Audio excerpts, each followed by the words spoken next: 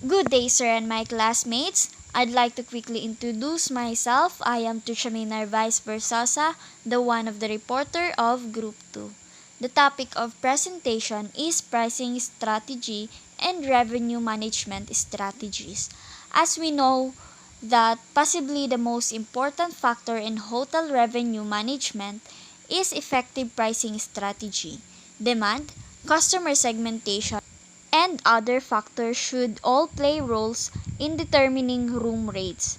The objective of this module are to enumerate and understand the 7 most common pricing strategies and describe the 9 revenue management strategies.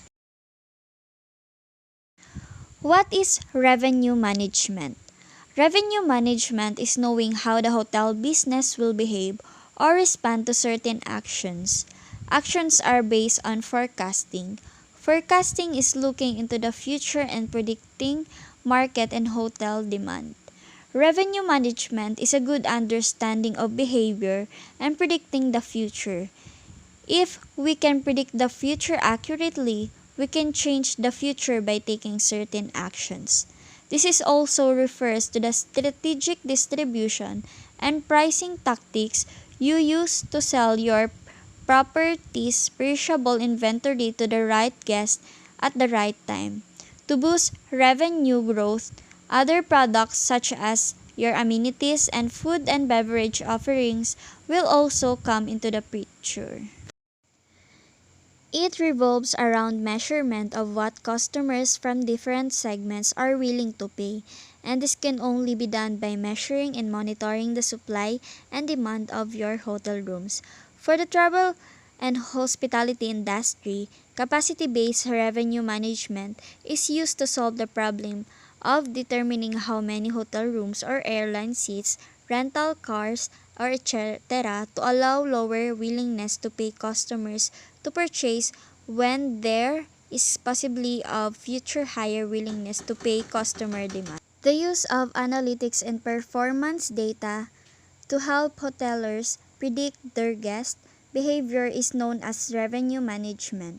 The information is then used to make informed judgment about pricing and distribution method. The use of analytics to change the pricing of specific items and services, hence optimizing the total quantity of sales and profits generated, is known as revenue management. Revenue management, when done correctly, determines the best pricing for each consumer. Revenue management strategy for F&B. F&B revenue is dependent on price management, service capacity, table turnover, and menu. In order to increase hotel revenue and profitability, you must sell the right seat to the right customer for the right duration. Simply, revenue management means predicting consumer behavior to sell the product a optimal price every day. Therefore, the definition of hotel revenue management is straightforward: selling the right room to the right client at the right moment, at the right price on the right distribution channel with the best commission efficiency. Role of revenue management in food and beverage service. Revenue management in food and beverage service deals with pricing strategies, market segmentation, marketing techniques, and several factors. In simple words, it is the criteria to maximize your revenue. Revenue generating departments or outlets in food and beverage of 5-star hotel. The goal of food and beverage service is to control specific parts of your business such as menu pricing, seating, and so on. In order to optimize your revenue and profitability, sure you may have the seat number of seats, but the length of service varies. These are the top 10 F&B revenue management tips for hotel restaurants. Number 1,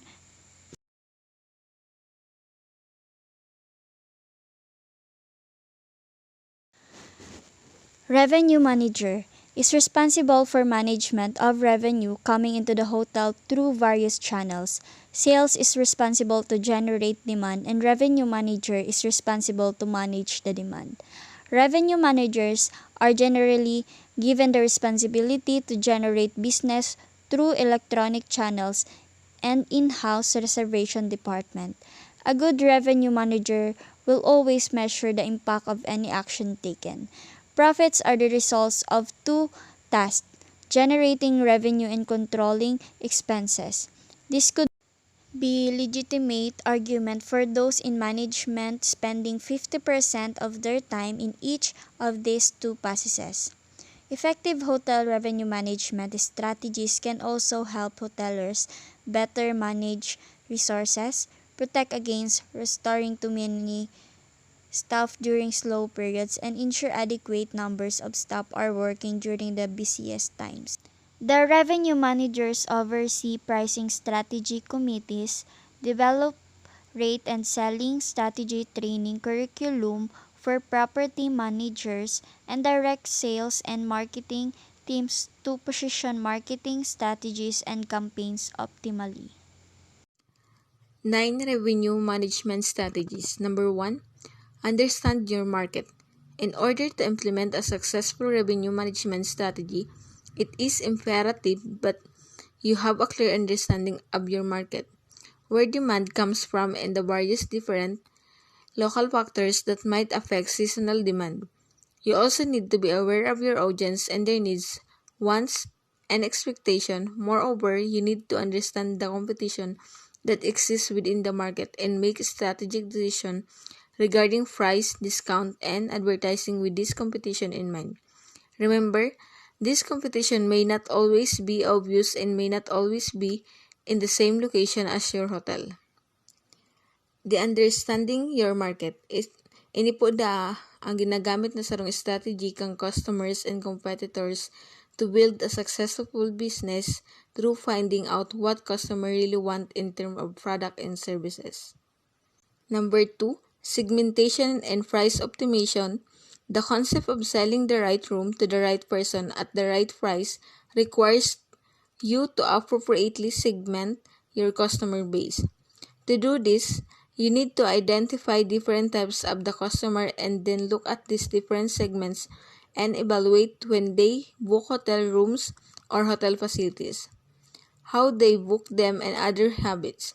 When this is carried out, it allows you to optimize prices for those different segments. One of the key advantages of this is that once prices are optimized for a particular segment, price changes can be minimized. This in turn can help to generate customer loyalty from those who appreciate the price consistency you offer.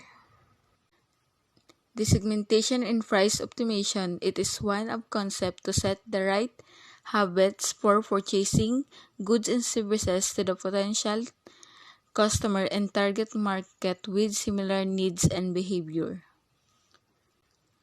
Number 3, work closely with other departments next. It is important to achieve close collaboration between the various different hotel departments such as sales and marketing, in order to ensure that your revenue management strategies and their individual department strategies are in alignment with one another, and so that you can address challenges collectively. Work closely with other departments is all about cooperating and collaborating with other teams to understand the roles of consumer and provider to achieve an excellent goal of business outcome. For number 4, forecasting strategies. One of the most important aspects of revenue management is forecasting, which allow you to anticipate future demand and revenue, enabling necessary adjustment to be made. With the hospitality industry, high-quality forecasting relies on accurate records being kept, including occupancy, room rates, and revenue. Most forecasting strategies rely heavily on using historical data to spot trends. For example, if you notice an often in business in the past 3 July, it is sensible to assume the same may occur next time. However, forecasting also requires an awareness of current bookings, competitors' performance, local events, and wider industry trend. Forecasting strategy, it is all about the technique that we use to determine the budget and anticipated expenses of our product to the future demand and sales growth in the market.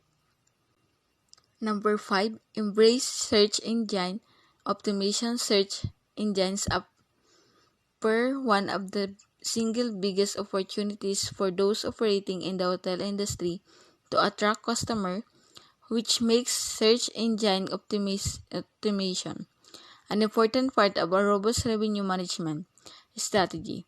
Through SEO, hotel owners can improve the visibility of their website on search engine results pages.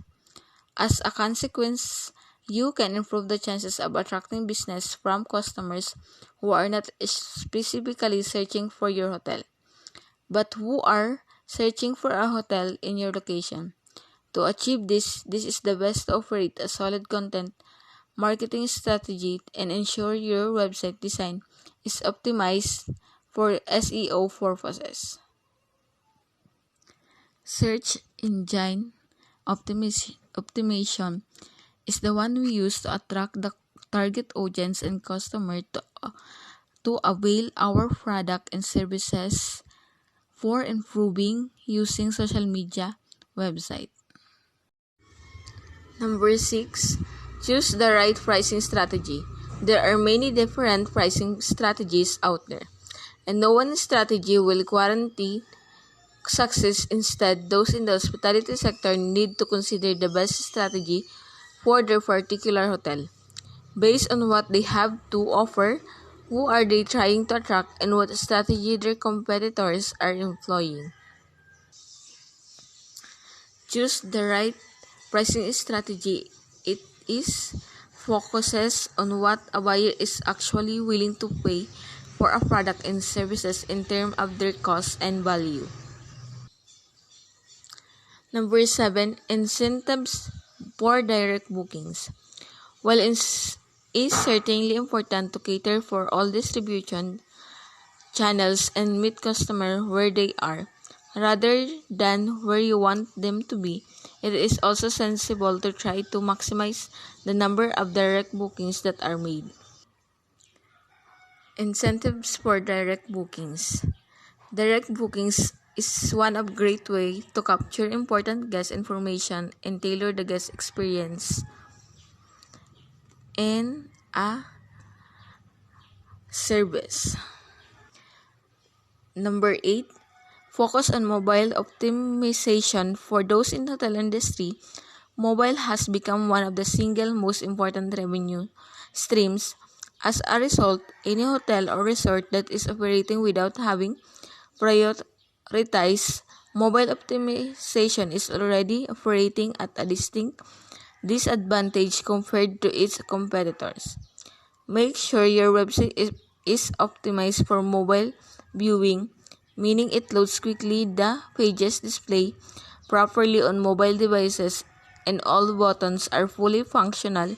In addition, you need to ensure your bookings process is also optimized so that the customer can book rooms from their mobile device without needing to switch to desktop.